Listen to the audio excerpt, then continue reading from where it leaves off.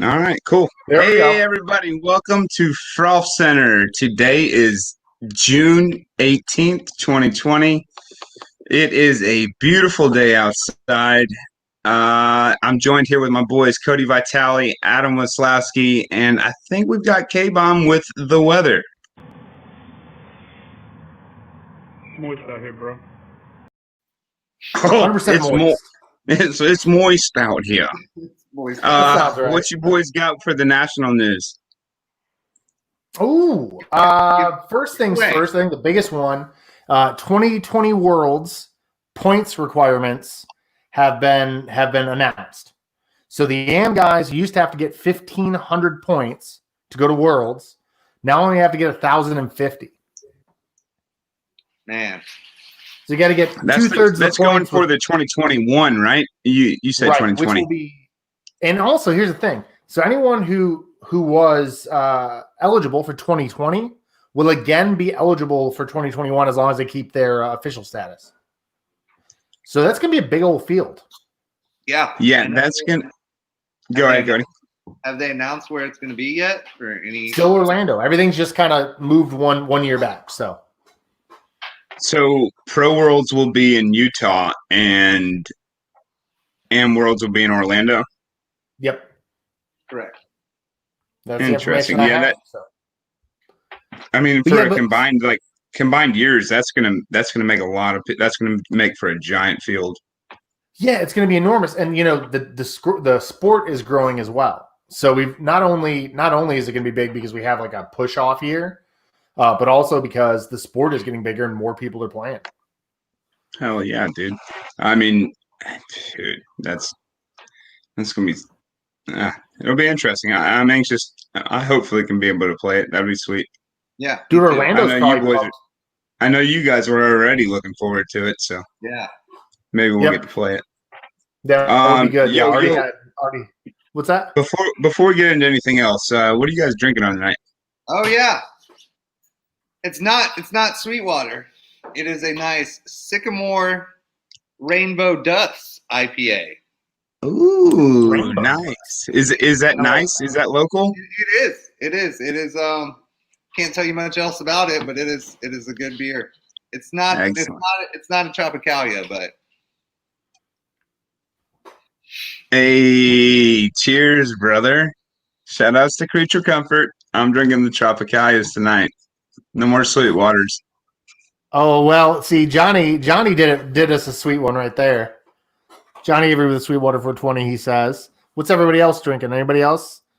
We got I got Adam? The Halfway Crooks Settings. It's their American Pale Ale by Halfway Crooks over in Summer Hill, right by the old Turner Field, which is now Georgia State Stadium. This thing's awesome. It's like 5.2%, so you can drink a bunch of them, and they're in tall boys. So there we go. Good all day IPA. 100%. Also, what national news? We also had Chris Dickerson got his new deal. 3 more years with Prodigy. Oh yeah, shout outs to our boy. And I mean, speaking of the guy, I think we promised a giveaway, didn't we? Do we want to do that now? Might as well. So the way it worked, you explain it, Austin, to the people how we're doing this. Oh no, we'll explain it to him now, and we'll give away when Maddie comes on, like we discussed. Yeah, gotcha. All right, so basically everybody that commented last week gained an entry. We just did a random number between 1 and 16, and we're gonna have Matt choose a number randomly between 1 and 16, and the winner of that will win our giveaway that had some Chris Dickerson and some Prodigy stuff in it. In the bag. Yep, 100%. Also, so I guess it puts us. We're local now. Local news. Perk Day at Workerson Park, man. Workerson Park on Saturday. Workerson Park. I see what you did there.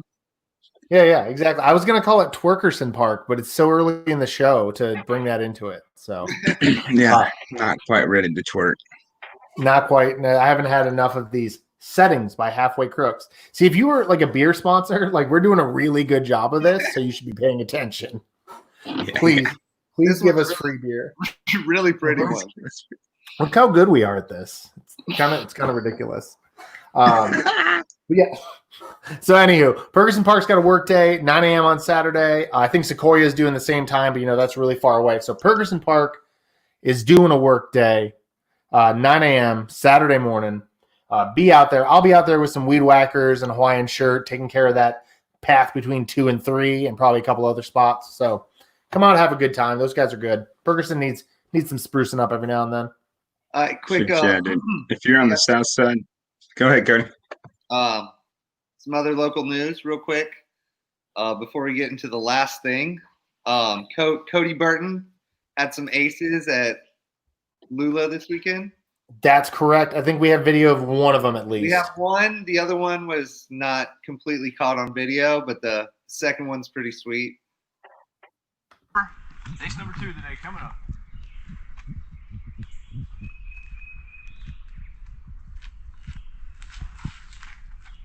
Oh, that looks good. Nice. Nice. I want to play it one more time because listen at the very beginning. He actually calls it. He goes, "Here's ace number 2 today." Ace number 2 today coming up. Ace number 2 today. Ace number 2 today. That's incredible. So good for him. The only other guy I ever know who did that was Cleveland did it at Hobbs one year in a round. Yeah. He got 2 aces. Fun stuff. Yeah. And then also, so we've got some big news for you guys. It's probably give him the big D. I'm going to give him the deets. The deets on the big deets. So that's what I meant. That's what I meant. The big deets.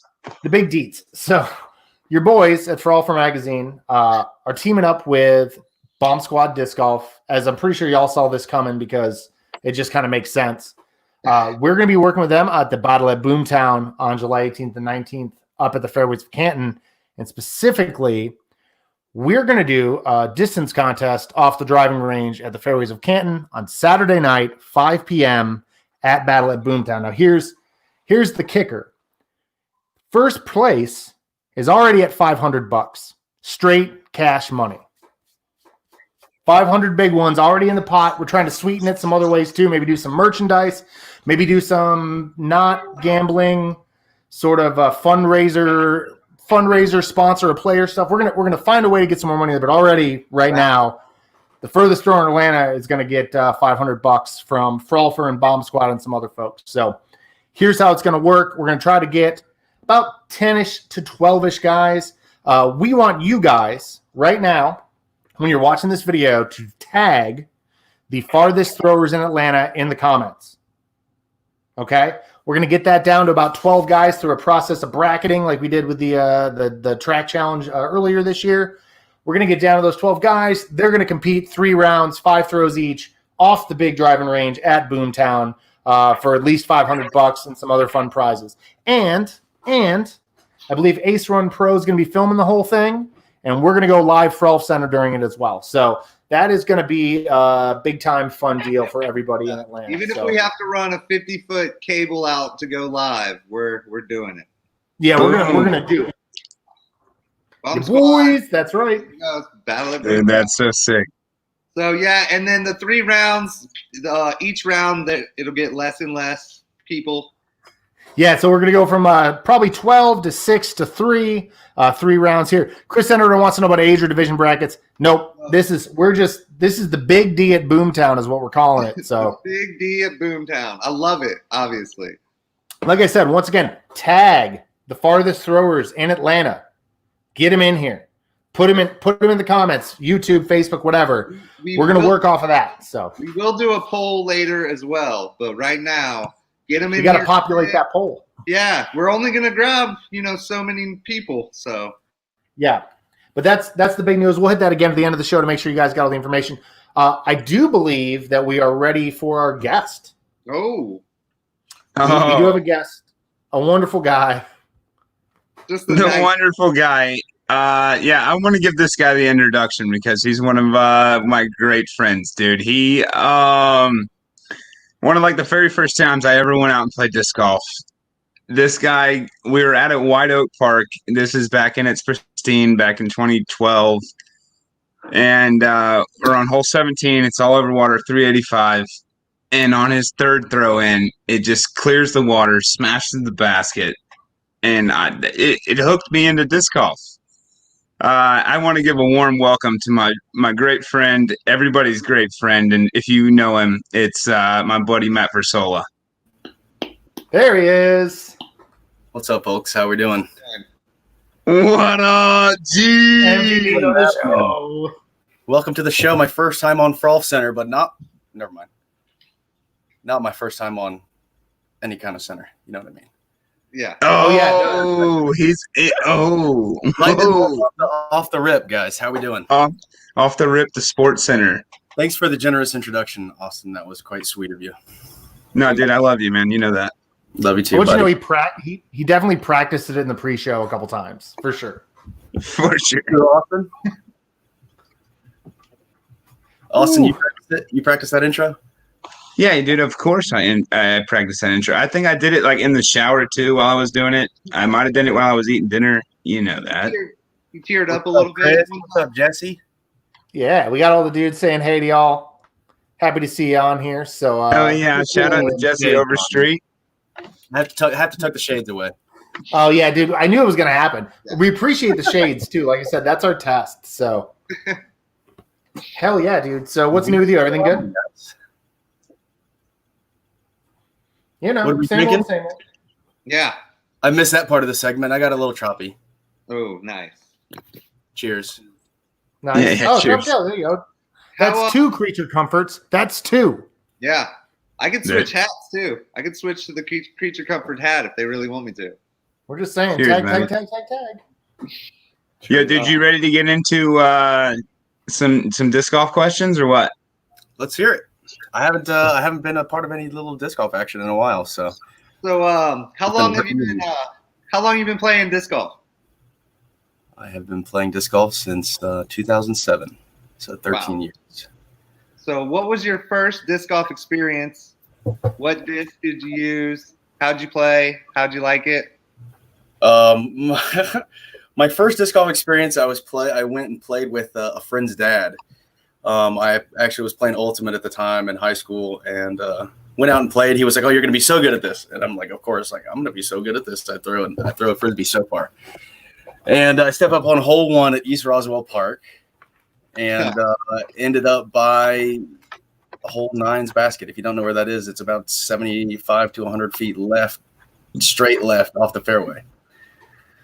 So, and then I think my third or fourth time out, I went out with a buddy after buying some DX discs at Play It Again Sports. He's been a big supporter of Atlanta disc golf. And got me a DX kite and a Viking and a Sonic. Loved the Sonic. Loved the kite as a mid-range, and then the Viking, I didn't know what I was doing with the driver. But I ended up acing hole 2 at East Roswell, like my third or fourth time playing disc golf, and I was hooked. That was it. Yep. Nice. Sounds like that would hook you for sure. 100%. Like an ace that early would be like, okay, I can do this all the time. Let's go. 13 years later, I still love that sound. I was to say it's the best sound in the world. Cody Burton's aces at Lula. I guess that was from today, right? It was. Yeah, that was from last weekend. Oh, it was from last weekend. Okay, but either way, step it up. He said first shot of the day and rips one right into hole 1. That's not an easy hole to ace. And then hole 8 right there too is just after saying it. I mean, he pretty much called it twice. That was super dirty. Yeah, that's pretty sweet. So we're talking about Lula. We're talking about ERP. Do you have a favorite course in Atlanta or in Georgia to play? Like, what's your number one? And if it's Flyboy, what's your number 2?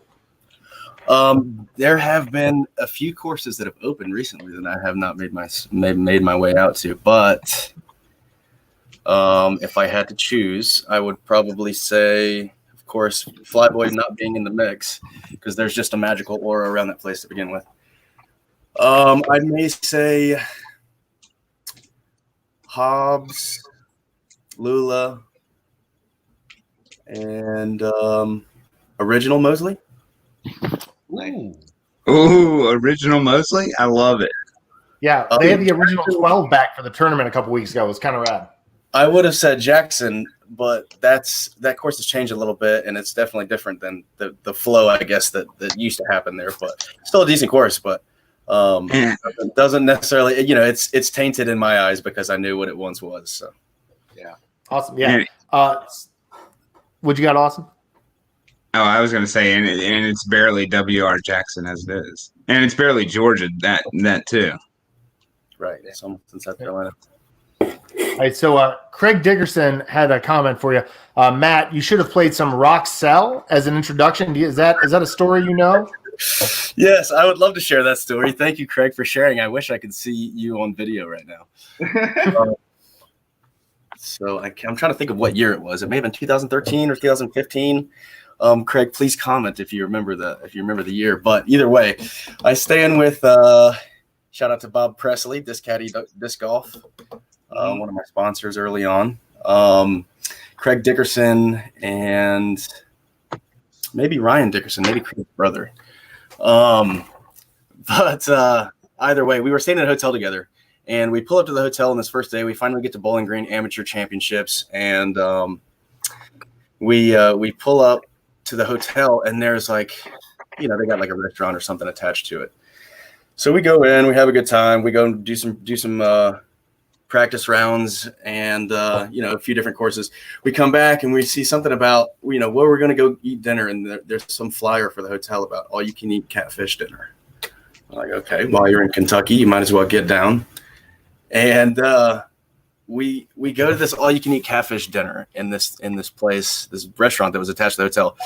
End up eating and getting our food. Halfway through the meal, the lights start cutting off, and we see these scantily clad older folks, older than myself, walk into the restaurant, and next thing you know, the lights turn off and the strobe lights turn on, fog machines turn on, and we're in the middle of a concert it's almost like a biker bar or something.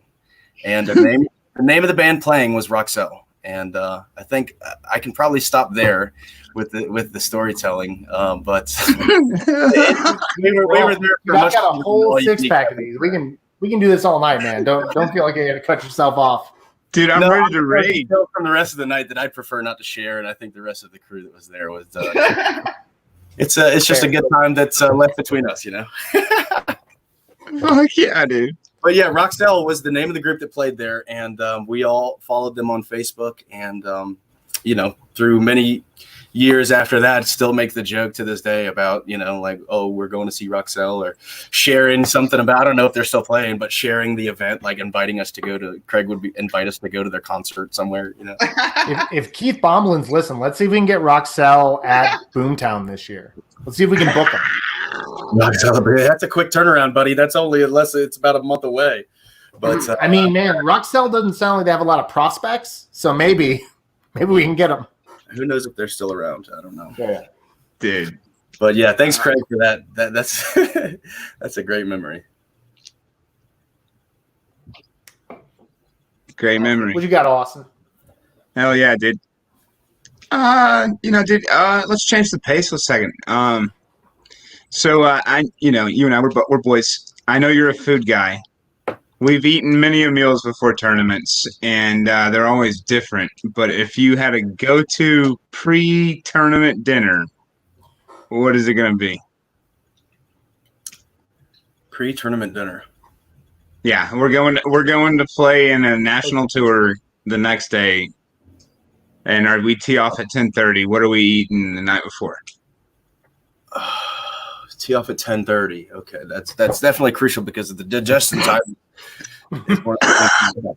I knew that was coming to play. That's if you get started early enough on, we could get going with the sous vide ribeye on probably on the char grill. Get going about 5 o'clock. Get the practice rounds done early. Allow plenty of recovery time.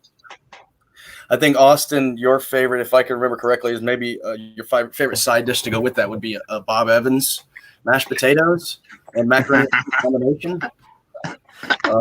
Although I cannot account to that culinary accolade behind that, Bob Evans is a tried and true quick side when you're camping. No, Bob dude, Evans is the local not when route. we're camping. You have all the premieres. What is the meal? Char grilled ribeye with I don't know. lobster tail, like Oh mashed no, potatoes. we're not going to indulge that far on a tournament. We got to wait till Sunday night for that. You got to see what kind of winnings we're taking home after a lobster. I mean that segues so that's so way. What are you eating when you celebrate the win? Um, The same thing? I don't know. I don't know about the same thing. I mean, I don't know if I would see honestly on Sunday nights. And now it hadn't happened that often that I've come home to victor on a Sunday evening. But Eight times. when I do, you may want to go stop by the old Korean barbecue joint and have somebody else cook for you, and maybe cook a little bit for yourself, but have a stop half it. and half. So Yeah, the Korean barbecue is that fire. yeah, when I used to live in Duluth, it was right there to either comfort me when I was coming home on Sunday evening or to reward me when I was coming home after a decent play. So Fuck yeah. I'll go with some KBBQ. I love it. Good answer, buddy. All right. Here's a weird one for you. If you only could have one sauce for the rest of your life, what would it be? And then after that, you can just tell us your favorite hot sauce. If I could have one sauce? Yeah, one sauce. You can only use Like a one condiment. sauce for the rest of your life. One condiment, one sauce. You could have eggs Benedict every morning and get some. Hollandaise sauce. Nowadays. You have one sauce for the rest of your life to put on whatever meals you want. What are they going to be?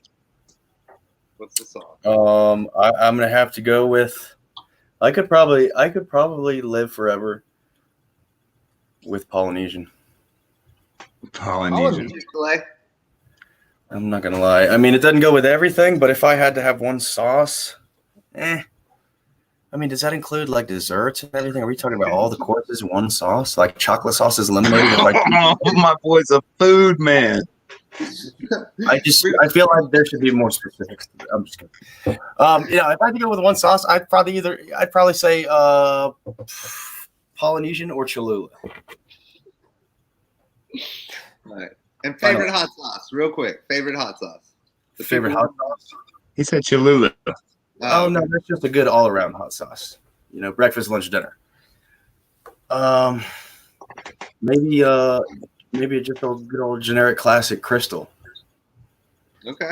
Really? Yeah, Crystal's good. So I get into fights with people at Crystal in Louisiana because I don't think Louisiana is any good whatsoever, but Crystal is fantastic. So Crystal, I was born in Baton Rouge, Louisiana, and not that I was putting hot sauce on my baby food, but Crystal is, I feel like, in more restaurants and in Louisiana than Louisiana hot sauce.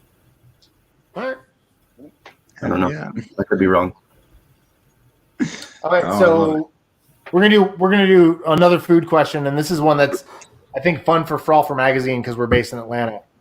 What is your Waffle House order, and is it different when you're not sober? No, it's the same every time. What is it? There may be more to it if I'm Sure. if I've been drinking and someone else is driving me to Waffle House. My go-to order is an all-star breakfast with sausage, patties, waffle, hash browns with cheese, tomato, and jalapeno, maybe onion, depending on the time of day. Yeah, what's up with that? Like, what time of day is the onion a thing? It depends on who's coming home at night. No, it does not depend on where I'm laying my head at night. It's generally in the same spot, unless I'm camping and it's next to you, Austin. But that would be occasions where onions are required. So if it's a tournament thing, if it's kind of a guys' weekend thing, we're going onions the whole time. But if it's before a round and we're doing the Wahoo thing first thing before a round, no onions, because with no risky moments in a 4 or 5 could be 5-hour round before a lunch break. It just is what it is. Yeah, all right. Good answer. Jalapenos always fly. Always fly. All right. We got a viewer question from Bomb Squad. If it's a par 5, let's say it's straight ahead, par 5, you just need pure distance. What's your sidearm disc? Ooh. We'll say no wind D4. We got a little bit of wind. We may we may hit a D2 out there. All right. Yeah. What's the plastic? What's the plastic on that? 400 on the D4. Domi or flat? The flat ones. Actually, the proto D4s are really the only D4s that I throw. I have a decent little stash of them thanks to the generosity of some people around me. Many kudos goes to a lot of Atlanta disc golfers that have donated and or sold me some D4s. But I like to throw the flat protos. The red ones are great. Some of the green ones are work for me as well when they're new. But yeah, you like all your discs flat, or do you like something domy? That's really the only thing I'm kind of particular about. Just my sidearm disc, just because of the feel of, I guess, the pad of my index finger and middle finger against the inside of the rim. But besides that, it doesn't. Just the way they fly. Awesome. So, yeah, we got maybe three out of 4 people that would throw a sidearm off that tee. I don't know. Yeah, maybe 4 out of 4. Yeah, I would definitely throw a D2 sidearm off that. Kevin's throwing a really broken in D2, a really, really broken in D2. Yeah, with sidearm, I like my preference without wind is to throw hyzer flip. I'd like to throw that in the open, and it allows me to do some different lines in the woods than a typical sidearm, while I'm facing the gap. But the D2 definitely, if there's any kind of wind or if I needed guaranteed stability, I'll throw, maybe D2, 400D D2.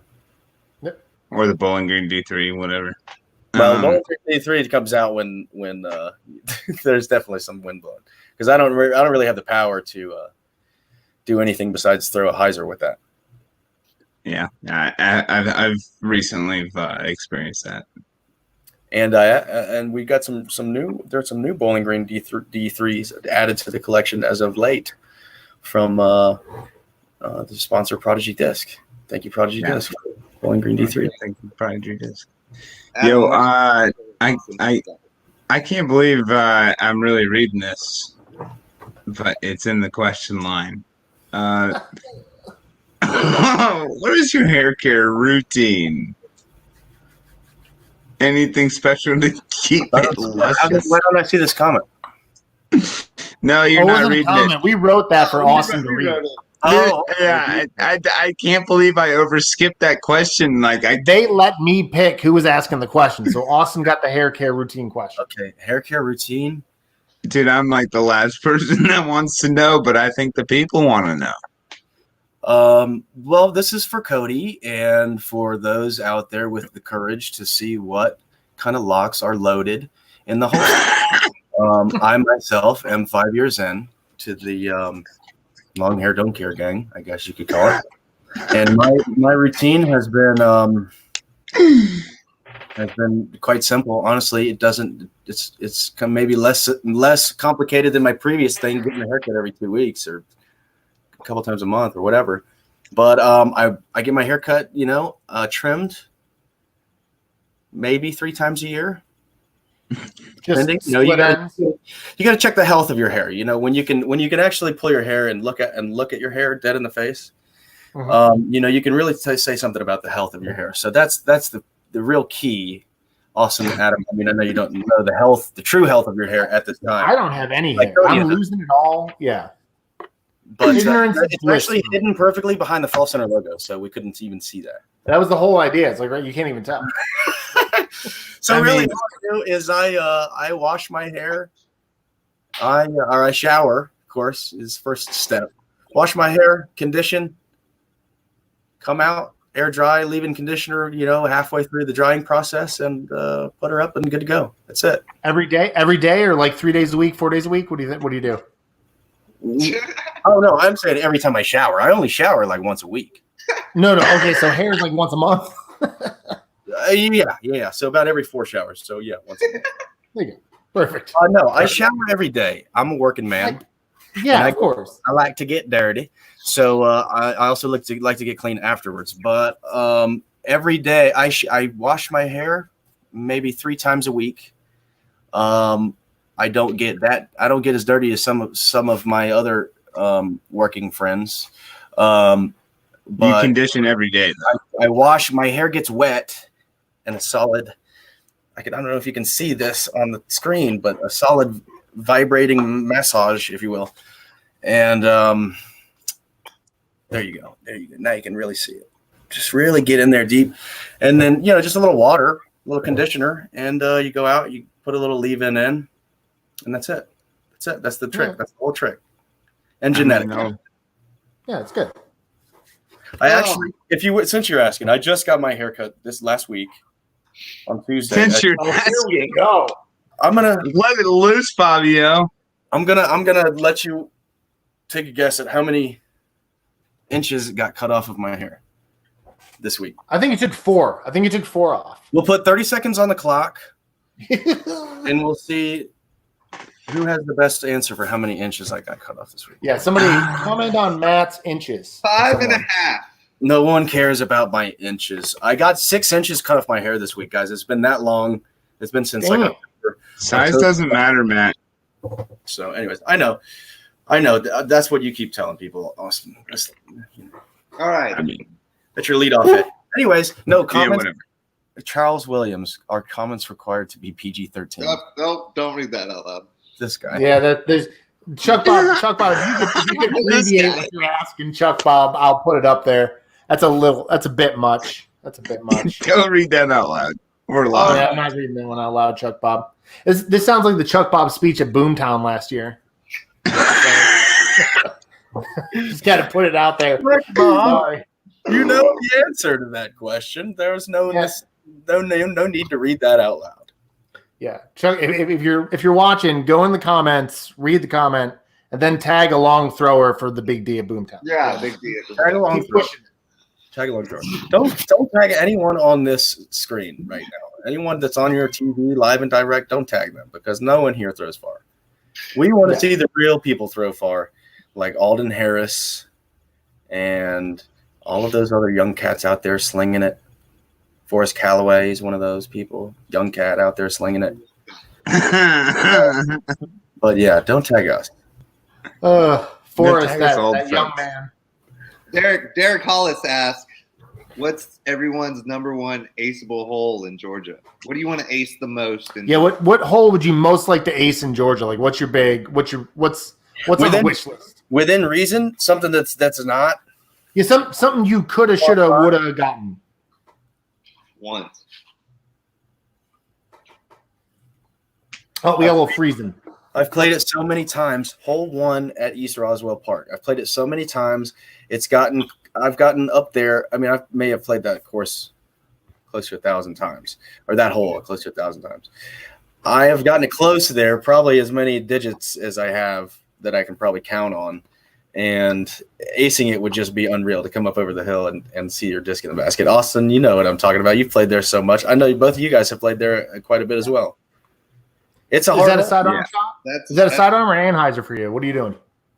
I mean, I think That's to keep it there, it would have to be a backhand Anheuser or a backhand Heiser flip, or something that I don't even know if a Heiser flip would be able to carry that height there. But it's a backhand Heiser flip that goes up and like stands the flat and rolls over and comes back to the basket. It's like a shot. It's the same shot as hole 3, honestly. Yeah. If you've never played East Roswell Park and you're watching, go on YouTube and find one of the local, maybe here and there, disc golf YouTube channel has some. Oh, shout out! Believe. So, anyways, if you're just curious of what hole 1 at East Roswell Park looks like, very scenic, sunset time. So, besides disc golf, what you got any other hobbies? Yeah, I work a lot. That's a good hobby.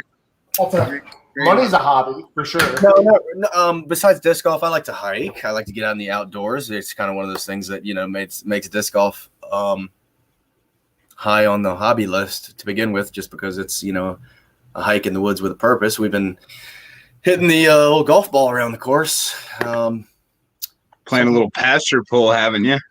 Some people say real golf. I don't necessarily agree with that terminology. I think golf is the game, You can play it with a ball and a stick, or you can play it with a frisbee or a disc or a wadded up piece of paper and a trash can. But yeah, I've been playing a decent bit of golf, just when I can find time. Fuck yeah, dude. Yeah. So I haven't played much disc golf besides doing a little mostly mid-range shots, but pull out the driver every once in a while in the yard. We got a decent little bit of space for some 300 consistent little 300-foot shots, 6 or 7 baskets. Yeah, don't vote for him for the big D. Yeah, unless you want to see somebody knock some rust off. If you vote for me, I'm gonna have some preparation time. I might have to get out there and throw some long shots to get prepared, but Yeah, I don't know stretch the old elbow out. I don't know how much preparation could prepare me for the likes of Alden Harris. So. I think we have you throwing a long shot a couple years ago. Adam, do we have him throwing a pretty long shot a couple years ago? You talking about Matt? Yeah. Maybe one of my We longest. we have a good Matt shot for sure. Yeah, it's 550. Definitely. Oh, there it is. Classic Matt. That was before the hair care routine started.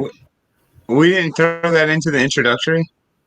You were tearing up, and I didn't want to throw it in there while you were tearing up. Oh man, Actually, I wouldn't. You should have made that look like that was the ace shot over the water at White Oak. Oh man, if I had more than 8 minutes to drag it in here, I definitely would have done that. 100%. Perfect. Yeah, that was that's a video that a lot of people have seen. Apparently, since its upload, I can't remember what year that was. Maybe 2014. It was 2014 or 2015 because I think I was playing disc golf at Kennesaw State University at that time. But yeah, that was a super group of people that I fell off the tee pad while throwing. I wish they would have followed the disc because that was one of my longest shots on that hole ever, still to this day, at Little Mulberry, hole 10.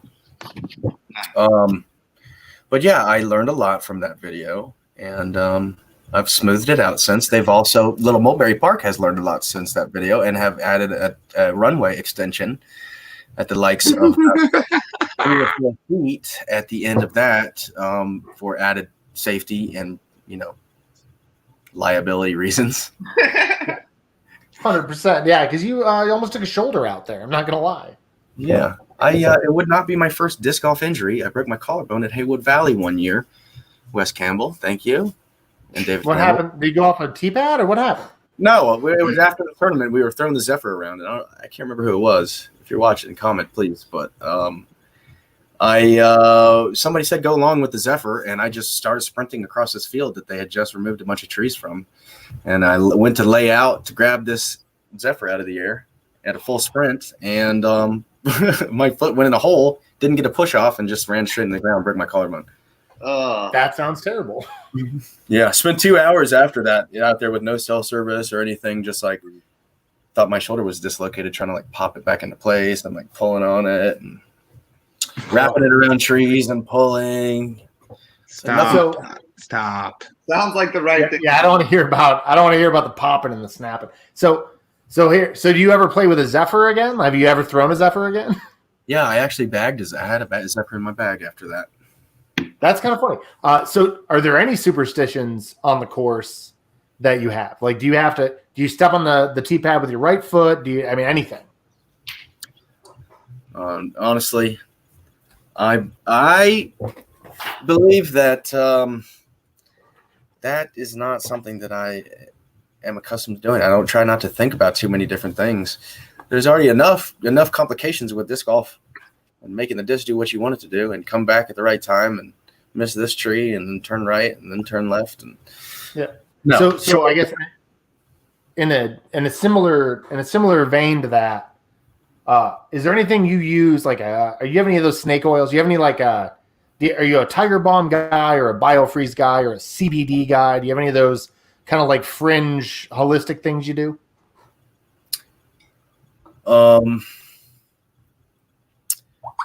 There's a few acronyms for this snake oils that I like to use. Sure, yeah. I mean, I don't mean snake oil derogatorily, but I just mean like anything you use that somebody else. Yeah. No, I'm just as like a general term for your whatever you use to get in the zone or whatever it may be.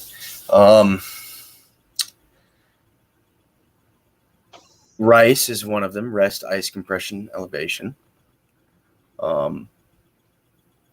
I can't think of any others, but That's cool. yeah, Pretty I like normal stuff. Then, I like to do a little recovery, and preload on the front end. There's it's Wahoo, maybe actually one of those to begin with on tournament mornings. All right, there you go. Bomb Squad dudes want to know: are you a cart or a bag guy, and which? Why do you prefer the one you prefer?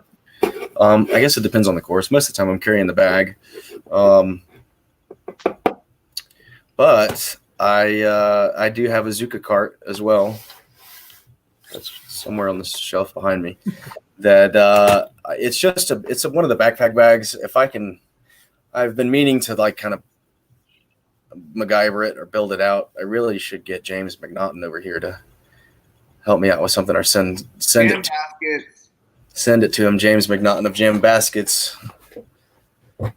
If you don't know what Jam Baskets are, guys. Yeah.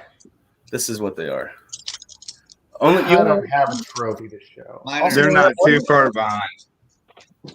Why don't you, Austin, grab your other one?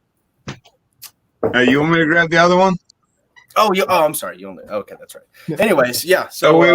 We got two. I was just trying to make a jovial stab there. Yeah.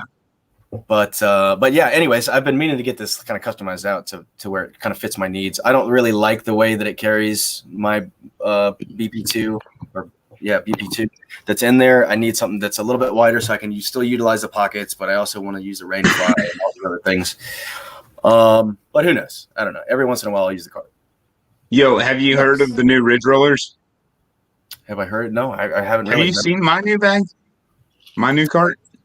No, I have not. I haven't. Like I said, I haven't been out really in the last maybe 3 or 4 months playing much disc golf on the course. Besides getting out a few times, myself. Yeah, I mean, this is kind of random, but I just got a brand new Ridge Roller. I mean, shout out to them. I hit up Buddy and I was like, yo, dude, I want a cart. And he was like, he hit me like back in an email like instantly and was like, what bag do you have? And I said, I've got a BP1 V3. BP1 V2. I'm sponsored by Prodigy. I have to carry it. I'm just looking for something, a cart that I can carry. And he said, all right. Send back the specs and send me back a custom color, and that was that. And the cart's pretty sweet. It's been pretty durable. I've used it every round since then. Haven't carried a bag in a while. It fits the Prodigy bags. Oh, dude, it's sweet in the Prodigy bags. Fantastic. Is there a rain fly for it? I mean, you got your Prodigy rain fly because you're still carrying the Prodigy bag. Okay. Yeah, the thing for me for the cart is like I don't want to have to bend down for my. I mean, I'm looking for comfort like a That's what I'm saying. I went ahead and got the putter pouch with it too.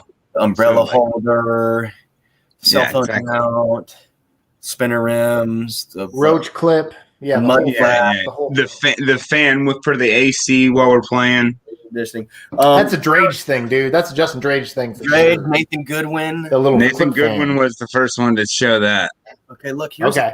Here's the thing. I work with this guy named Taylor that has this. I have to find out what it's called, but I thought he had just some headphones around his neck one day, and he wore them all the way through work. And I looked closer at it, and it's like 2 fans that sit here, and with this like metal bar that sits on the back of your neck. And the USB charges just like headphones and whatever. And he wears that thing, and he gets hot, I guess, whatever. But check it out. It might be one of those things to just roll around with on the course. You just have it on your neck, and then when you get to your shot, you just lean it over and tuck it on your handlebars for your Zuka or your Ridge Roller or whatever cart you may use. Yeah, exactly. Costa with the carts are for pussies. No, dude, he pushes around.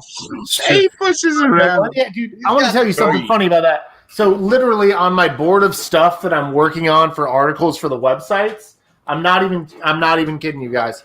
I have this. Are stroller cards lame? An examination. Like I'm going to write an article about stroller cards and whether or not we think they're lame. And Costa comes in here saying that cards are for pussies when he pushes the stroller. So pushes a stroller with like 50,000 attachments.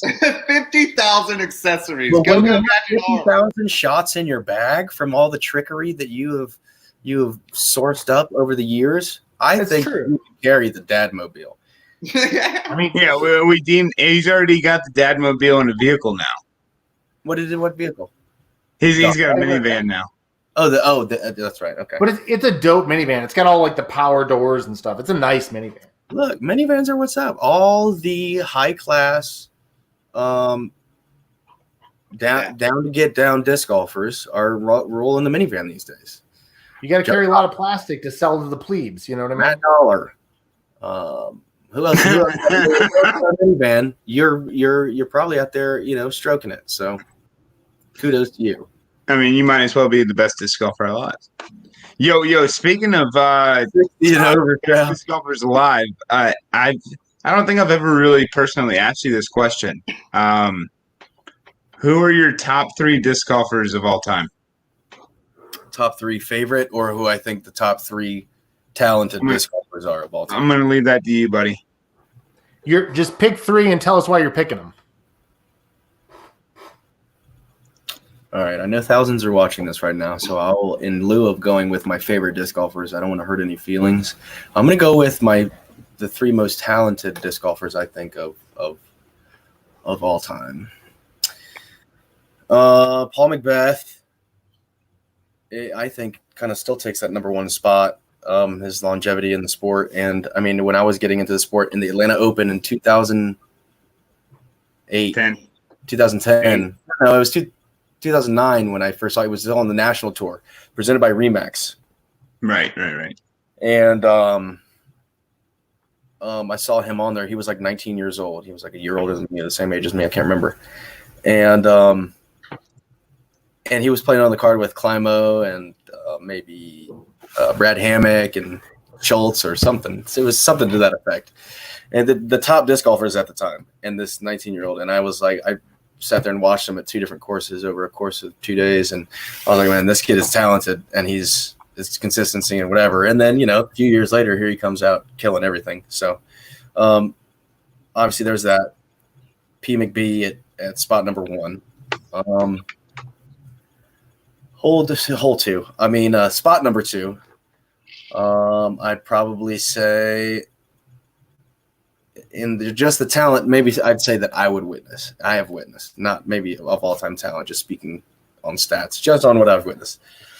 Number 2, I'd have to say Ken Climo. Kind of watched him during that same era. He can do a lot with a Frisbee, a lot with a golf disc, and with the equipment that he had and the longevity of that career, I think that's kind of hard to argue. And then I'm going to have to think maybe a little bit on. Can't argue with Climo and McBeth at 1 and 2, 100%. Yeah, you can argue all day at who should be. Oh, no. Oh, wait, Matt will be back. We'll give him like 30 seconds. It's happening. We're going to be fine. What? Johnny Avery. Oh, there you are. There's Matt. He's back. Did you lose me? Just for a moment. We got through your Climo you. deal. We're waiting for number 3 now. Number 3. Number 3 is probably a tough one. I'm just gonna have to probably go off the cuff here. I would maybe venture to say, Simon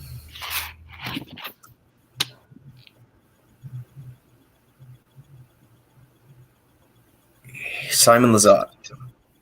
All right. The on command shots and different percentages of power that he puts on the disc is unreal. And obviously some of these trick shots take a lot of takes, but that's accuracy practice in itself. And a lot of these challenges that we've witnessed over the quarantine and stuff like that is just, it's incredible the amount of practice that he's had since he was, maybe 3 or 4 years old. Yeah. So talent I've witnessed and watching him play at Haywood Valley and at different, on my computer screen or TV screen or in person, that I'd have to put him in the top 3. All right. Good answers, brother. I love it. Yeah. Completely acceptable and perfect answers. Who do we got? Oh, Cody. Favorite disc. What's your favorite disc? That's all I got. All time, right now, whatever you want to talk about. Proto D4. Yeah. Proto D4. You heard it here first. Yeah. There. There's a few more for you. Just sitting in a box, waiting to go into storage. Don't have room in storage for them yet.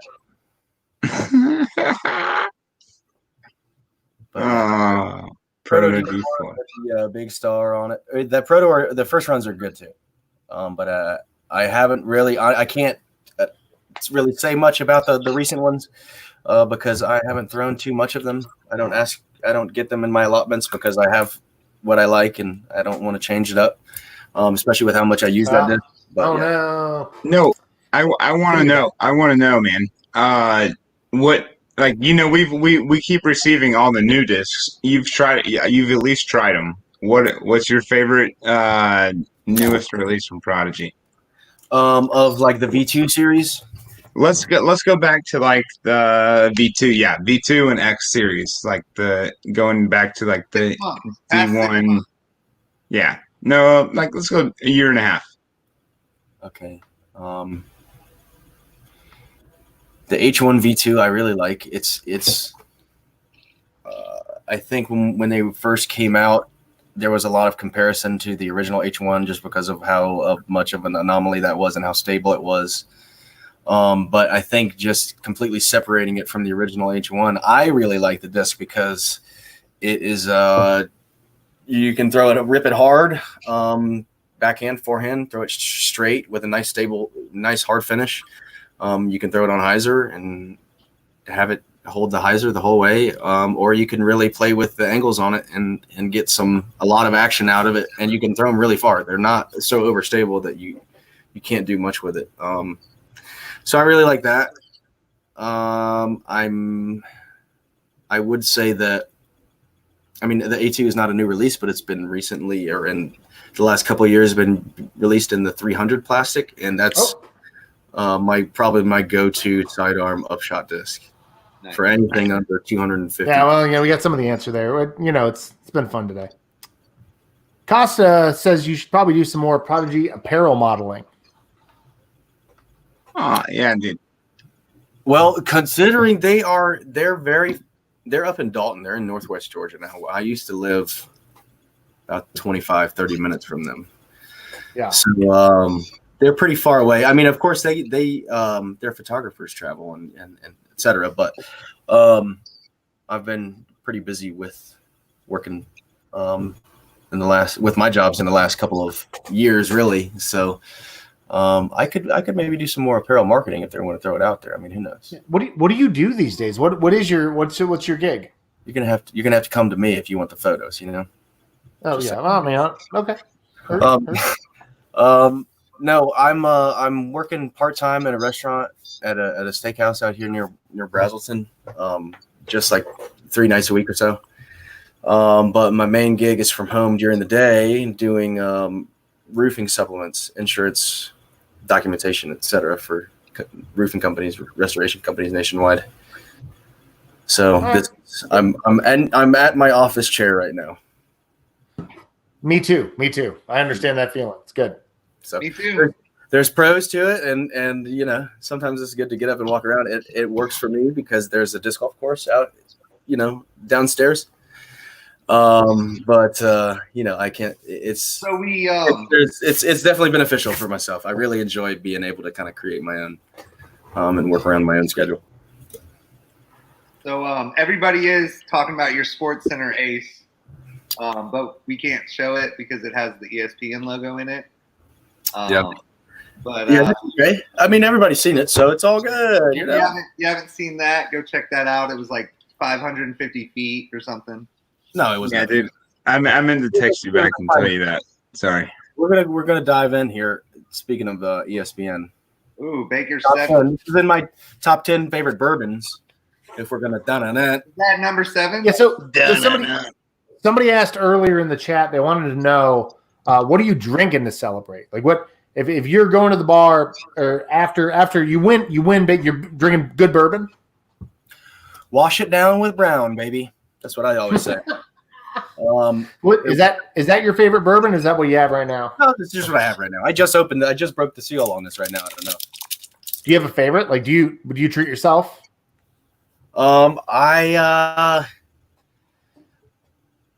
I've tasted a lot of good bourbons. I mean, I've been in the restaurant industry for a long time, over decades. So I have to say that I've been spoiled. Within reason, my favorite bourbon, my favorite just kind of go to grab and go, and any time of year, any time of day. I mean, not any time of day. I'm not trying to sound like that, but you know what I mean. If the Anytime. probably Buffalo Trace. I don't know.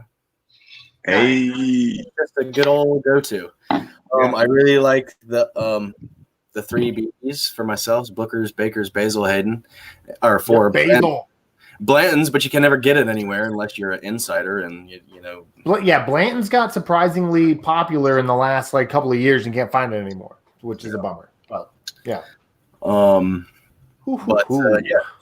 a little brown town. That kind of leads us into this next one. Somebody want to know if you've ever been. Do you drink during tournaments at all? Ever? Did you ever do that as a C tier player? Any of that? Any Rec Mafia tournaments? You ever do any I'm not.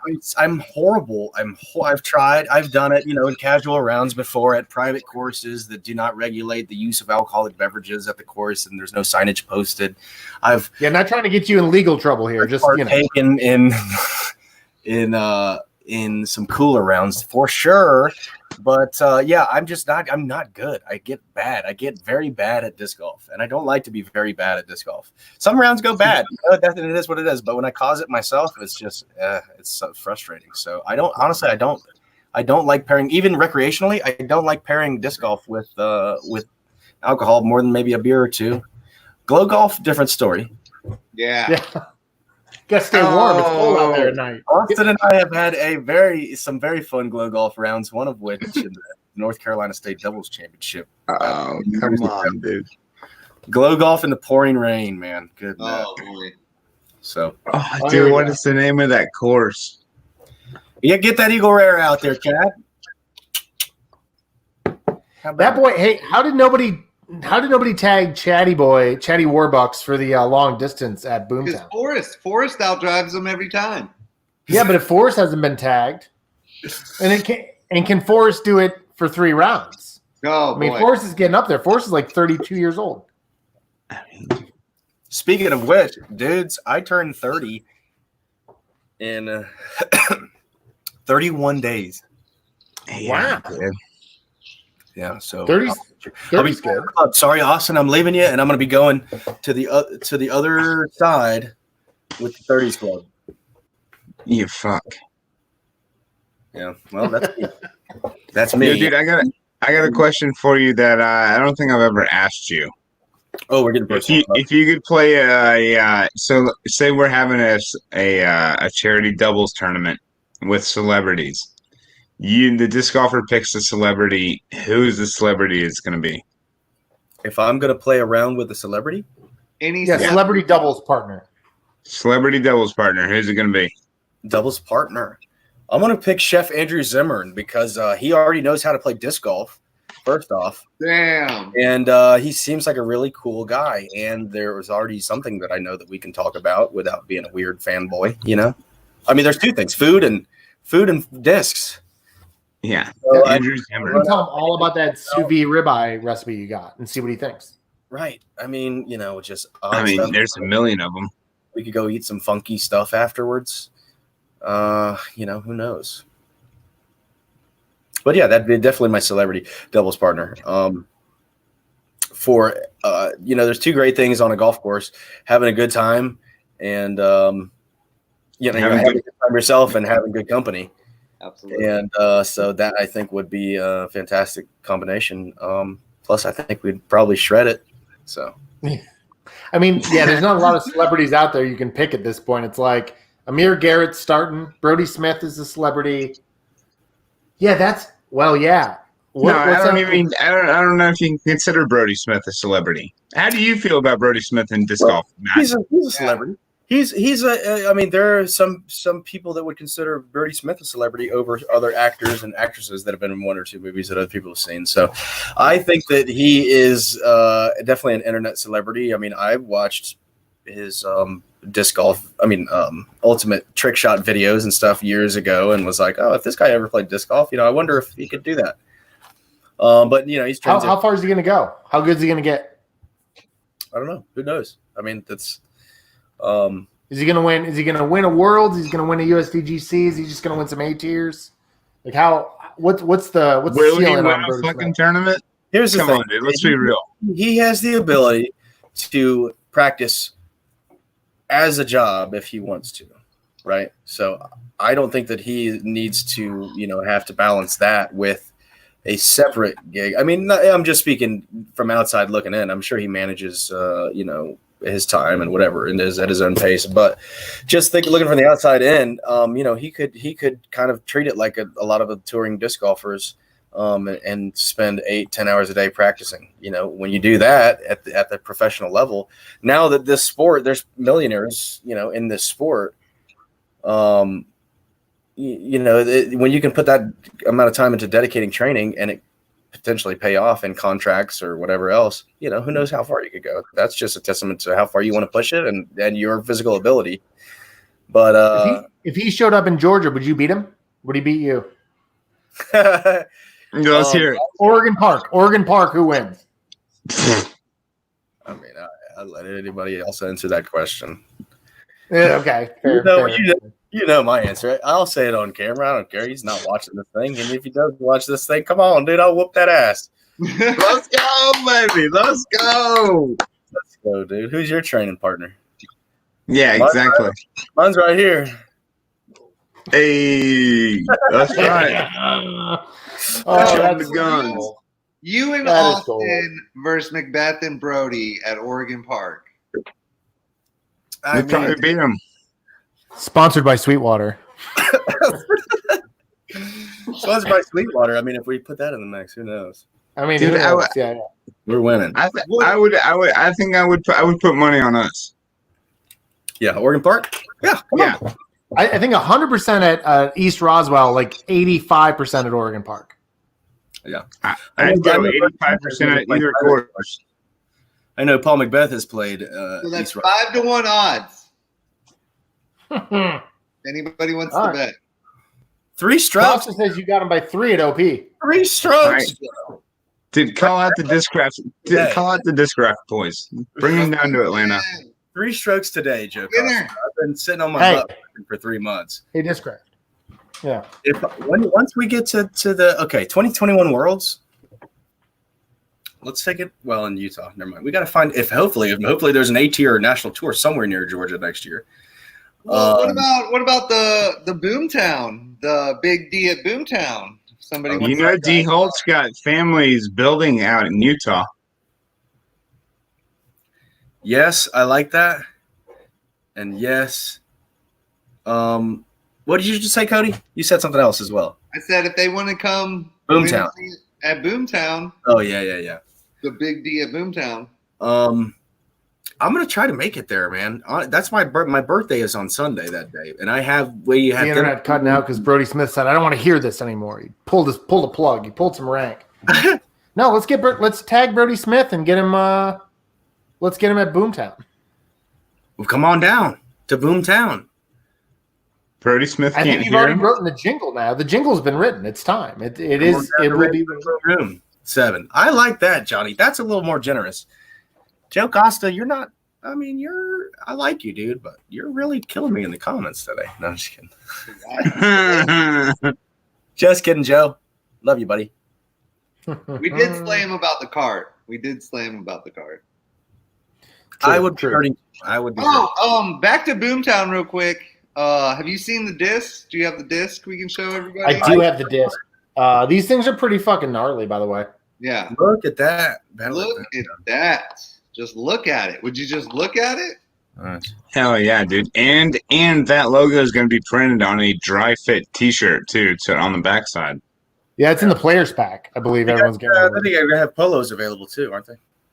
Yes, yes, we will meet our obligations for this. Yes, we got you, Keith. Love you. Battle ass. Love it. Yeah, I'm sure the players pack gets a shirt and you get a disc with both that stamp, and Boomtown's And gonna you be get- sick. Be there. And you get to come watch the big D at Boomtown, which is going to be the only thing anyone talks about in Atlanta disc golf for like 40 minutes after it's over. Well, And my boy Matt Versola is gonna be in it. and you get to see Cody. What time is it at? 5 o'clock on Saturday?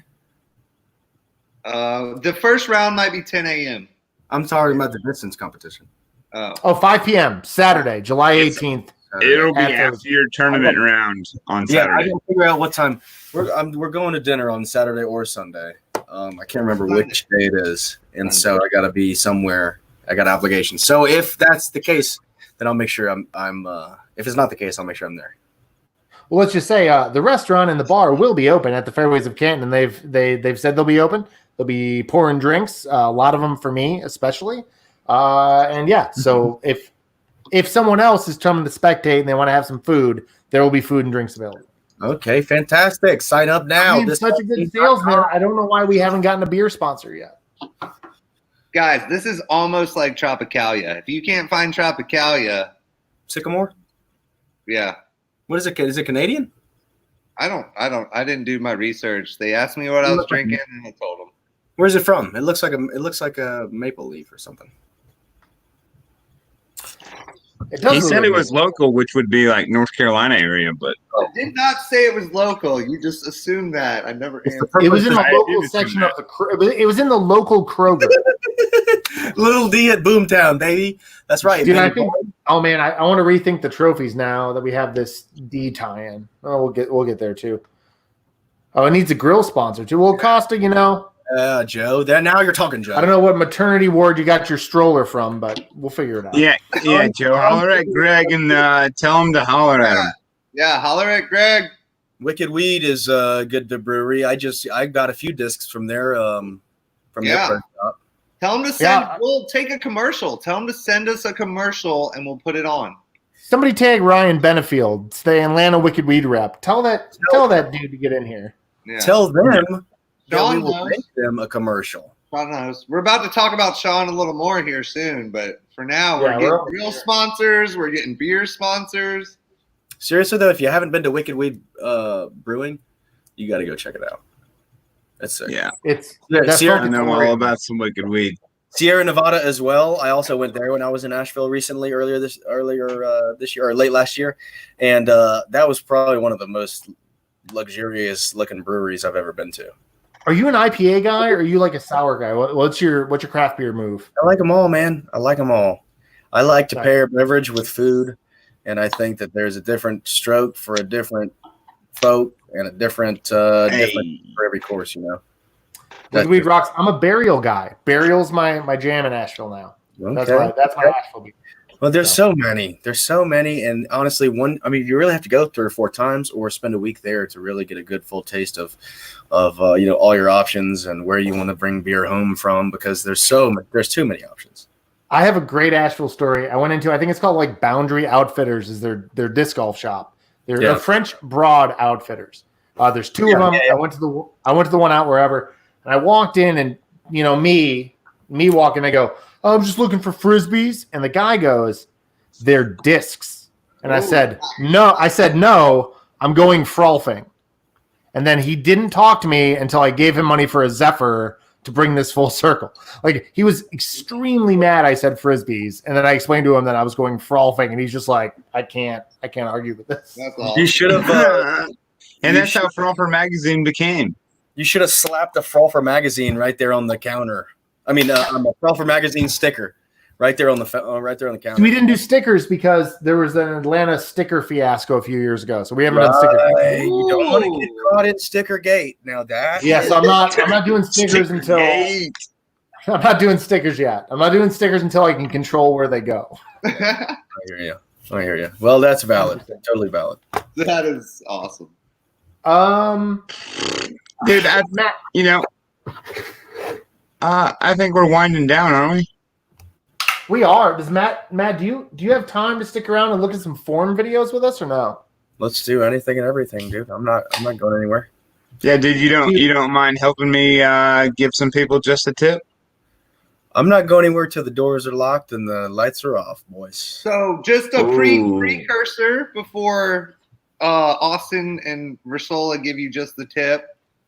These videos cannot be paused, so they're just going to go in order. We're going to do a throw, the same person, a throw, a slow-mo video, and a throw, and then we're going to talk about it. So just a heads up. Full speed, slow-mo, full speed. Yep, and then you guys can talk and give them the tip, guys.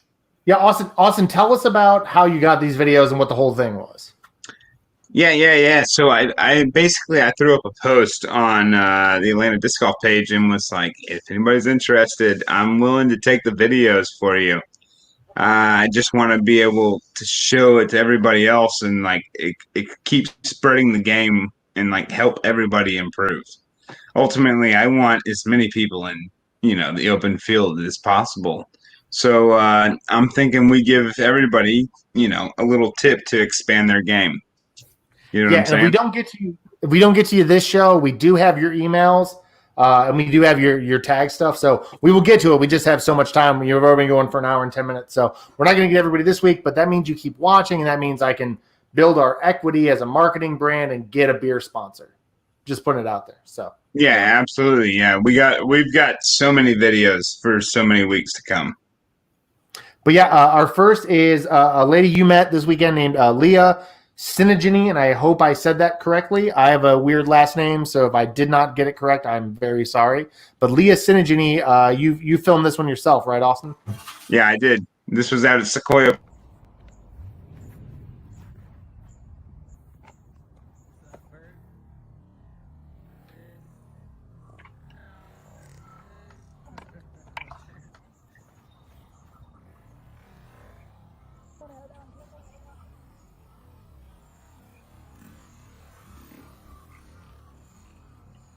So I totally lied when I said there was only 2. I did a little extra for Leah.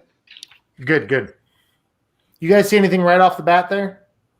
Yeah, and when I was out there, I told her she was kind of like keeping the disc kind of further away from her body. And on the tee pad, you kind of like just want to rotate around the frisbee. So like you put that on your run up, you start your X step. Automatically, she was a frisbee thrower, so she knew what she was doing.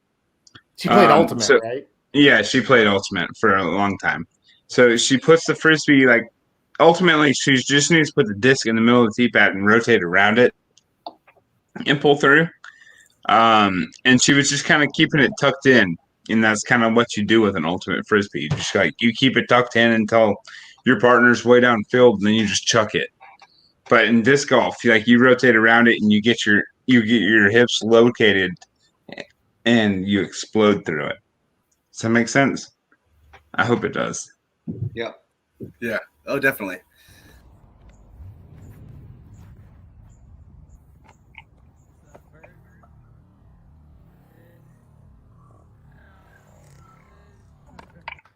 Yeah, I see it. She's got a little bit of that like Eric Oakley. It's out there, but instead of snapping, it's kind of a rounding.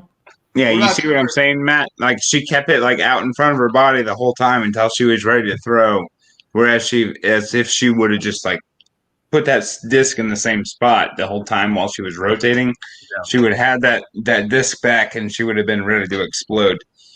And she is left-handed, so she's cheating, but that's what it is. Yeah, so a left-handed female would go a long way in disc golf right now. Oh, definitely a unicorn. You know what I mean? Like being left-handed is already sort of an advantage at times. What do you think about the throw? What would your tips be, Versola?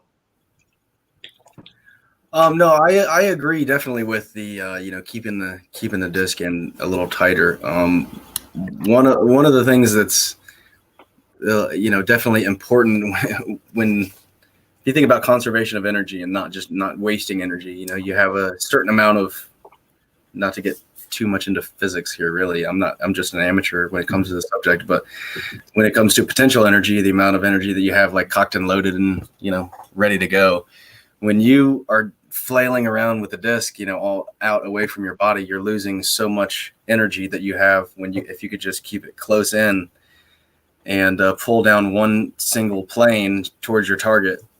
That you dedicate all of the energy, 100% of the energy is going towards that throw instead of trying to pull the disc back into the line or pull it back into the right spot. Awesome. Scott Livingston, Yeah, this is a good good response. segue. Scott Livingston says his tip for himself is to stick with his forehand. That's it. That's the key right there, dude. That's the key. Why don't Well, we because look into that? here's Scott. Yeah, I think this is Scott's backhand. Look at that. I mean, it turns. Look how hard that turns. Like, snap, and that thing just takes off to the right. It's treading air. Scott, Right, we're so- gonna stick with We're gonna stick Scott. We're gonna stick with the forehand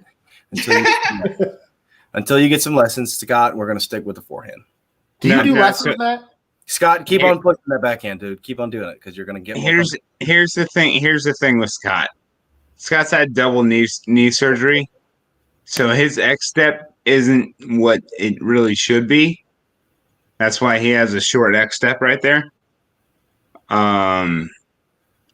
And I tried to explain it to him, and he was like, "Yeah, dude, I totally can't do that with like the way I've got metal in both knees. So I can't do that." How far is Scott So- throwing right? That's a good- I mean, Scott, if you're in forehand there- and overhand, he throws 400 feet. What about backhand? Backhand, he can't get more than like 250.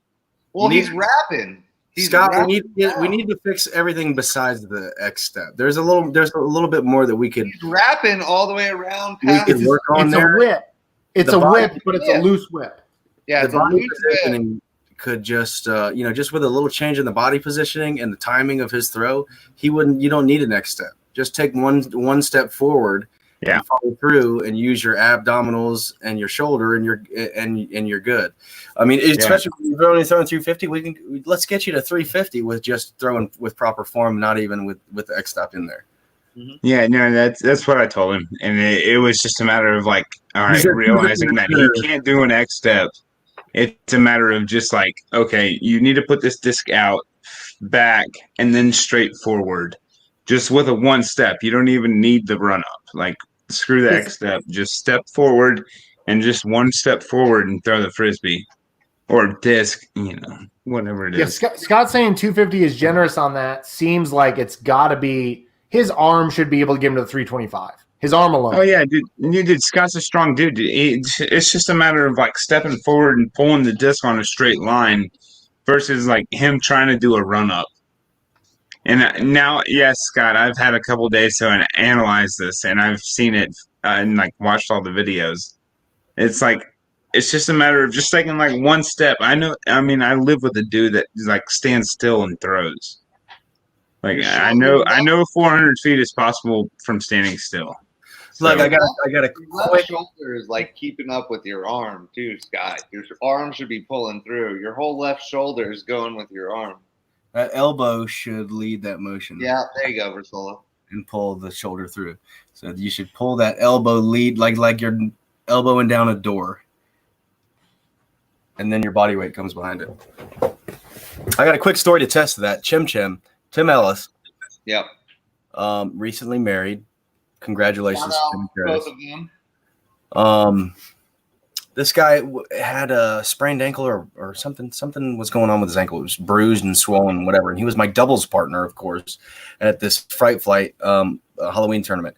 He ends up there was a second. It was a CTP on this like 492-foot hole or something crazy, and it was a CTP.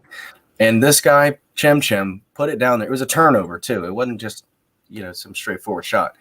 He put it like 28 feet from a standstill while he's crippled without being able to put any weight on his front foot. So the thing is, you can make the form work and the upper body stuff work, at least, at least get 300 feet out of it.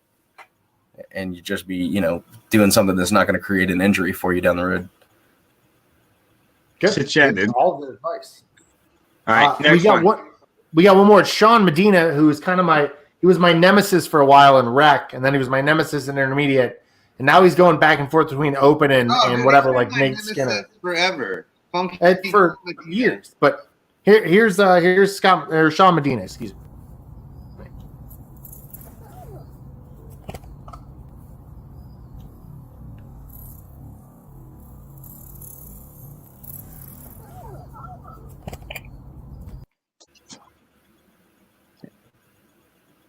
Hold on, run that back one more time. The ultimate bagger. Losing a little. There we go. What do we think? I mean, that looked pretty good.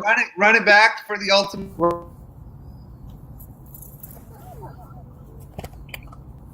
Looks pretty clean.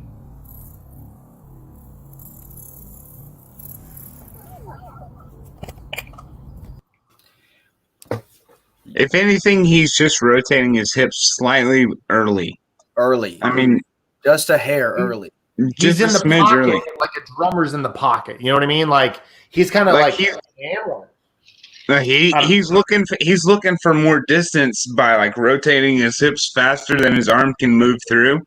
Whereas if it's in the same timing, he's gonna pull through and like send that with much more trajectory and much more spin than if just pulling through his arms because his hips are rotating it through faster.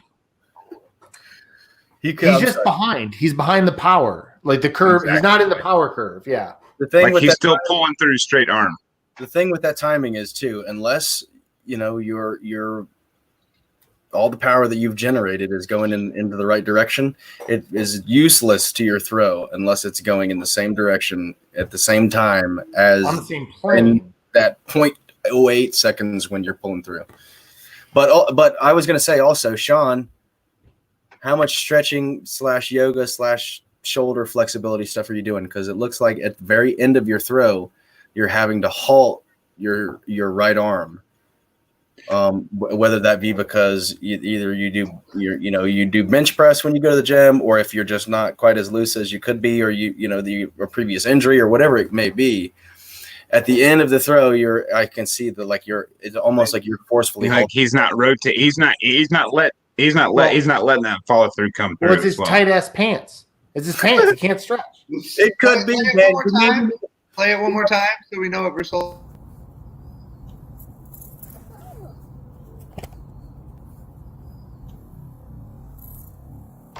See how he's stopping halfway through? Like his foot doesn't even pass that line. Like most disc golfers will do like almost a full 360 off the end of that tee pad, or like James Conrad's like, or Versola like 160 flip, 360 flip. See, that's like what that's getting through a shot. I mean, there's a difference between like full committing to a shot and just throwing a frisbee. I think that. So I get a question about the follow through, because this is something I found that kind of affected me a little bit with my follow through. Oh, we lost Ball. Adam. We lost Adam. Good night, Adam. Good night, Adam. You've had too much. You've had too much. There we are. There he is. There's something to say about feeling a little bit silly playing frisbee golf. Like if you're not afraid of looking silly when you follow through, you're going to follow through more naturally for your body. I think a lot of that is literally like people want to look cool throwing, and so they kind of stiffen up a little bit. Mm-hmm. Yeah. Well, it's just like when I go out and try to play golf. I can hit the ball a mile, but I don't know what I'm doing besides that or which direction it's going. But ultimately, I'm kind of just getting back into it, and it's been maybe about 8 months now. But at the beginning, it was like I'm just trying to mimic what I see on my TV, and just try to make it look like what they do and make the shot do what it does when they're in the tournament. And ultimately, that's not the way to go about it. You have to like break it down and analyze it. And really like work on fundamentals. Keith Bumlin had something to say about Austin's roommate. Chim Chim could win Boomtown's Big D with a rock. There we are. Woo, is he signed up? The young guns better bring it. He needs to. He ain't no spring chicken no more. Is Spring Chicken signed up? Spring. Once you're over 40. He needs to be. No age limits. Jim, check with the wifey and see if you're free the weekend of the 18th and 19th of Kate's July gonna be 18th, there. 5 p.m. at Fairways of Canton. Kate's Yeah, gonna right. be there. Run it. Yeah. So if the wifey wants to come and hang out with Kate, they could play on the same card. Boomtown. I think we're going to get an Airbnb with a hot tub. So if anybody wanted, like, we could just throw it on a mansion in I Canton. love hot tubs. Sign me up. Hot I can tub. take care of it. I know a pool guy. I know a we know guy. a pool I guy. too. Yes, I got a pool guy. I think Mr. MTV, Mr. Matt Versola, that's all we technically have for you. We wanted to give you a minute. If you want to get on the mic and just Well, talk do you have about any thank questions somebody. for Or, us first. oh yeah, Do you have any questions for us? They always forget this. Do you have I any do. I always questions for the crew? Do I have questions for you guys? Okay. sure. Oh boy. This is going to be the good one. How do you think this interview compared with Chris Dickerson's interview? I mean, better you than- were 100% Let's more go. professional. I'm no match for Chris Dickerson when it comes to the disc golf course. And also kudos and congratulations to my boy C-Dick for crushing a 3-year contract extension. Are you kidding me? 3 years job security in this industry in disc golf? That's just unreal. But anyways, Yeah. I'm just curious on So, I have to admit I did not watch that interview. obviously, that 10 out of 10 interview, but it's just it's not even, it's like a different genre of interview. Chris couldn't come on here. Yeah, I'm no celebrity. Everyone in the country knows his name.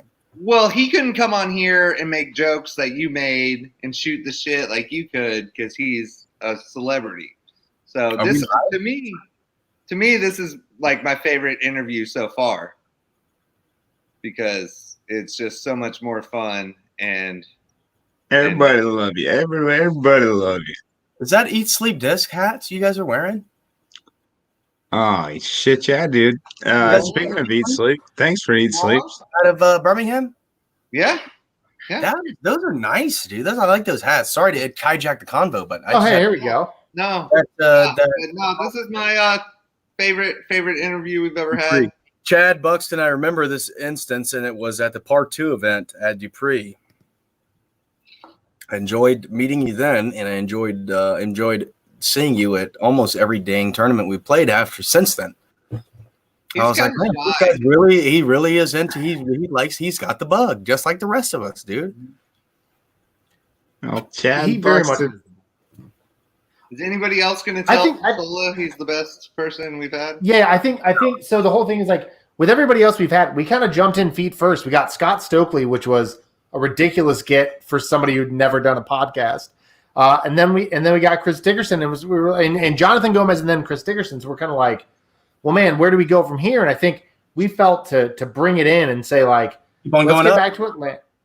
I'm sorry. Well, no, let's straight up stock market Dow Jones stuff. Yeah, Like, you're let's bring it back the to Atlanta. best guest out of superstars. How does that make you feel?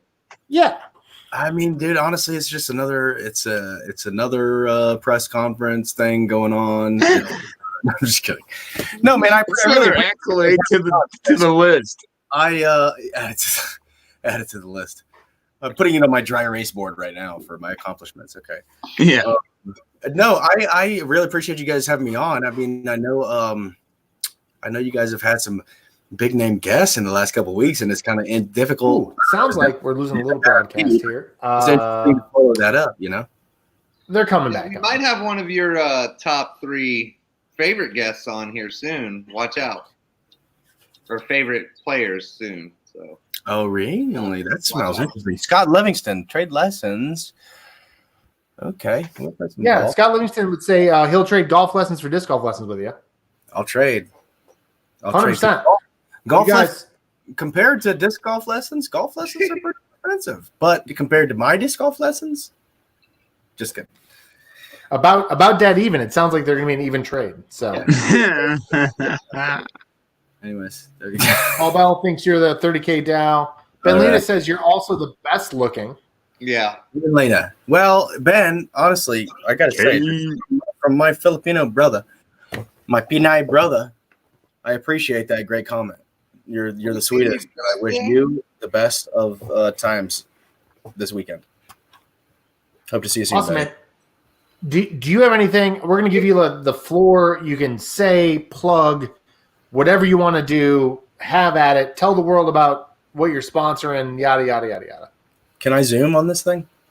Yeah, I mean, you can maybe. lean in. Into a slow, dramatic zoom effect? You You can can lean all the way in. Okay. All right. So, guys, I'd like to thank you for joining us this evening for the Frolfcenter podcast. It's my first time here. I plan on repeating my visit at a later date, maybe after some further celebrities are on the thing to build some clout here. I know they've got a really good thing going on, but all I want to say is thanks for joining us this evening.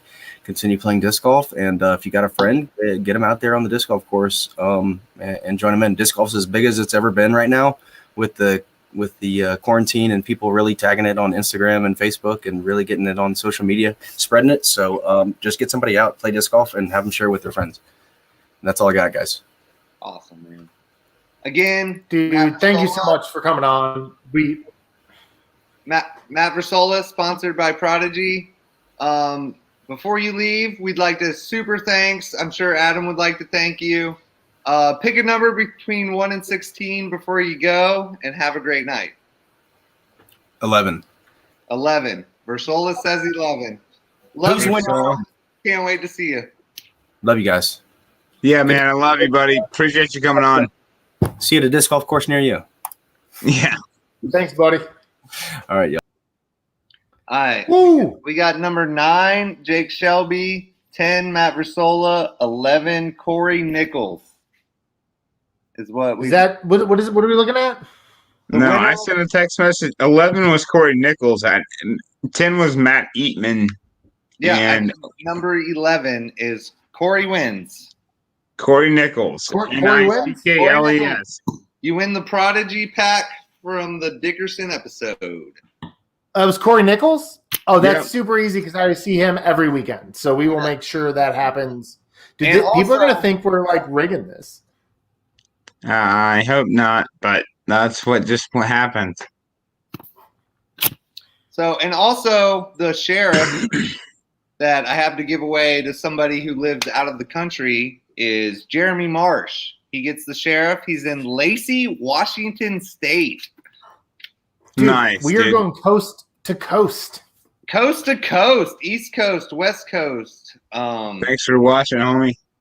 Also, Parker Gooden with the most wasted tournament question also lives in Durham. So shout out to Parker. Oh, for that nice. That's crazy question. all right. So we got a little bit of those Nuevo Kakalaki folks now. That's awesome. Cody, you got a fun fact for us? Oh yeah, let's do it, dude. You got some. Okay, so here I will announce the. I'm gonna. No, Austin. Damn it, Adam. Adam, Austin? You there? Yeah. All right. So, fun fact of the week. It's gonna be that this is the last week that Eat, Sleep, and Disc is gonna sponsor us. We're gonna have some sponsorship opportunities that we're gonna announce next week. But right now, if anybody wants to sponsor anything to do with frother.com, please just message us. It's all going to go to the Big D at Boomtown. We want to get as much money as Big D at Boomtown as we can. Donate discs. Donate whatever you got, dude. We're making Big D at Boomtown a thing every year. Shout out Eat Sleep Disc. All right. So my fun fact of the week is about Hawaii. If you don't know where Hawaii is, you should find out. I'd like to shout out to Grant Wise. He's a tournament director out there. He's also a Georgia resident, Georgia native. He's been to Georgia. Hawaii they have like 25 courses, so not a lot between all the islands. We got Hawaii, the main island, has 3. Maui has 1. Honolulu has 6. Kauai has 2. The one I can't pronounce has 1. The Great Organic Lava Link Farm. If you put those together, it's golf. It's a private course, $3 a day. Best rated course in Hawaii, but it's an object course. So I don't know how many baskets they have, blah, blah, blah. Last little fact, because people asked me to make my fact longer. There's 13 active PDGA members from PDGA number 60 to PDGA number 333,115. So that's it. Jeez. Alan Crones is the best disc golfer in Hawaii, according to PDGA. Shout out Alan Crones. We'll give it up for the aloha, y'all. Aloha, y'all. I guess that's what we would say, right? Oh God. Oh, yeah. Yeah. All right. I got a 2-minute warning for y'all. It's going to be quick and it's going to be easy and it's going to be a little bit predictable. Y'all know where this is going. Disc chargers. Real quick, I'm gonna say it one time, just real quick for you. Fuck disc chargers. Like, I get it. Like, here's the thing. I know what you're doing. You're the guy who goes into a bathroom with a Sharpie and writes a joke on the wall. You write on the wall. You write something like, oh, the joke is in your hand, or something like you write 666. Whatever you write. Like that's what you do, and then you come into disc golf and you start doing it at disc golf. We get it, man. Like, we understand what a disc charger is. We got to see one of them. Like if you're a guy who puts another disc charger at a course that already has one, that's like a whole other level of dipshittery that I don't even want to do. Double charge disc. You can't triple. Yeah, you can't double stamp or triple stamp. Number one. Yeah. But yeah, like, stop drawing disc chargers on shit. Nobody cares. It's stupid. It's pedantic. It's childish. Like, just stop. I'm done with it. I'm done with disc chargers. It's over. Just quit drawing on shit, period. Yeah, It's no vandalism. ace No tags. No, don't do that. It's Hey, but I vandalism. will say, I would like to say to all the course maintenance guys, graffiti remover removes everything. From Home Depot, buy graffiti remover. It's in the paint section. It's freaking brilliant. All Corey right, cool. wants to know Cool. what So you we've done the giveaway. We've done the dischargers. All right, we're done. What's more next week's question. giveaway? Are we doing next week's giveaway? We are. Cody's got some stuff. All right. Can we play? Cody's got a mini giveaway. Can we play one more Versola fall video? Oh yeah, absolutely. We can. I would play this. Oh wait, we have one other thing. Wait, I got another thing. Then we'll do the Versola fall. Okay. Don't forget Friday night, starting tomorrow. Perkerson Friday night doubles or Friday night singles. Excuse me. The after school special starts tomorrow. 6:00 Perkerson Park. Perkerson Park workday 9 a.m. on Saturday morning. So if you do both, don't drink too much in between them. That's all I got to say. Yeah, but so we have a giveaway, the big mini giveaway. Versola fall first because we're gonna sign off after the giveaway. Oh, okay, gotcha. Okay, 100%. You know, you tell me, bro. Last thing we had Versola on. Just wanted to show it one more time in case you missed it. Oh, it's classic. It's so classic. Beautiful. All right, so in 2 weeks, we don't know who our guest is going to be next week, but in 2 weeks we have Pat LePage. He's the disc golf guy. So this fits on your beer, keeps your beer. I'm not going to do it because of Corona, but yeah, it keeps your beer. We've got a metal mini, weighs a lot. And we've got a Latitude 64 bracelet. And if you're the person, you have to like the video. Okay, you have to share the video. You have to like the page. I don't care. All this cool stuff is awesome. You can get that if you just comment or like. We don't care. You watch the video. You're in the drawing for the Metal Mini. But we've got a USDGC doubles Matt Versola Cody Britton Mini. Only 25 made. I will send that to you if you like it, you share it, and you comment somebody's name. So other than that, I will Wait, never what? bad Are you boy. kidding? Well, you're back. Hey. Giving away one of my minis. I love Yeah. that, dude. Dude, That it's is the only one I have left. Branding, dude. It's branding.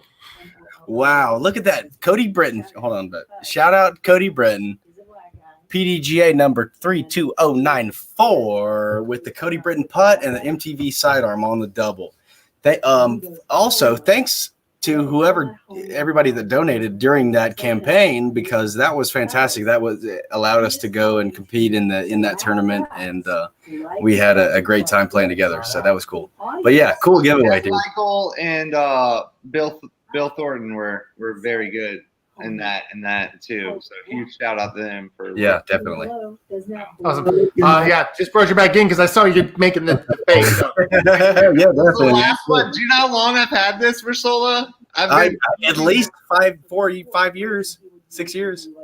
Do you want it? No, I don't want that. You do it. I have me own. I cried because I want people to have it. It's sitting on the shelf. Well, good thing you're wearing sunglasses because I can't see you crying. Oh. Anyway, yeah. Thanks, Matt. Appreciate you. So this obviously I means think a lot to everybody. So if you like, comment, and share. We should probably all say goodbye, huh? I think we've had a lot of connection fun tonight. Yeah, dude, I think we're done for the night.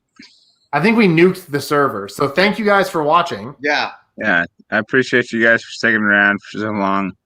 I'm Austin Lytle. I'm going to be the first one to sign off. That's for sure. See you, Peace. buddy.